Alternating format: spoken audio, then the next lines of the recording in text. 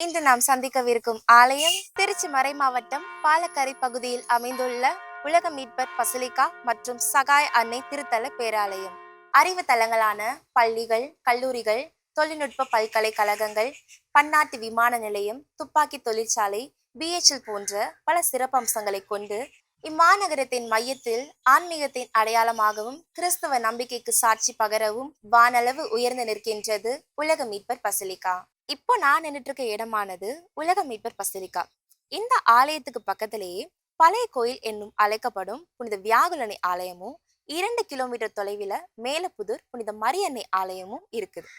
இந்த 2 ஆலயங்கள் பக்கத்திலேயே இருந்தும் உலக மீட்பர் பசிலிக்கா இந்த இடத்துல அமைவதற்கு முக்கிய காரணங்களாக வரலாற்று பின்னணியை நம்ம பார்க்க வேண்டியது இருக்கு. கிபி 1616 ஆண்டுல மதுரை மிஷனை சார்ந்த அருட்தந்தையர்கள் திருச்சிக்கு வந்தாங்க. இவங்க மூலயமா கத்தோலிக்கம் பரவ தொடங்கியது. அந்த காலகட்டத்துல மதுரை நாயக்க மன்னர்கள் தான் ஆட்சி செஞ்சிட்டு இருந்தாங்க. இவங்க தங்களோட தலைநகரான மதுரைய திருச்சிக்கு மாத்தி வச்சாங்க. இவங்களோட பணிபுரிந்த இராணுவ வீரர்கள், அதிகாரிகள், ஊழியர்கள்ல பல பேர் தத்துவ போதகரான ராபர்ட் தே நொபிலி மூலமா கிறிஸ்தவ மதத்தை ஏற்க ஆரம்பிச்சாங்க.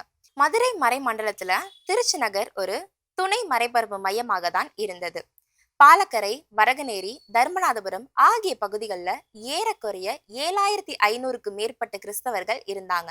இந்த கிறிஸ்தவர்கள் திருப்பலிக்கும் திருவருட்சாதனங்கள் பெறுவதற்கும் மேலப்புதூர் புனித மரியன்னை பேராலயத்திற்கு செல்ல வேண்டிய காரணம் இருந்தது.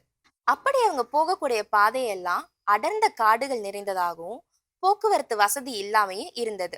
அதே சமயத்துல இந்த பகுதியிலேயே பழைய கோயில் என அழைக்கப்படும் புனித வியாகுலனை ஆலயம் அந்த காலகட்டத்துல 11 குருக்கள் கையில இருந்ததுனால இந்த மக்களால அங்க போகாத நிலையும் ஏற்பட்டது.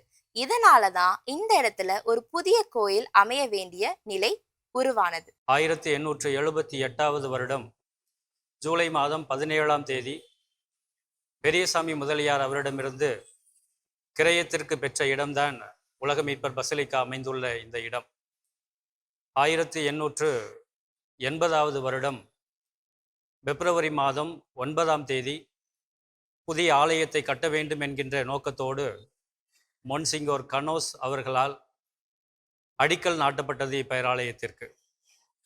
1881 வருடம் ஜூன் மாதம் 29ஆம் தேதி இப்பேராலயம் மிக சிறப்பான விதத்திலே எல்லா விதமான சிற்பங்களையும் உள்ளடக்கிய விதத்திலே கட்டி முடிக்கப்பட்டிருக்கிறது.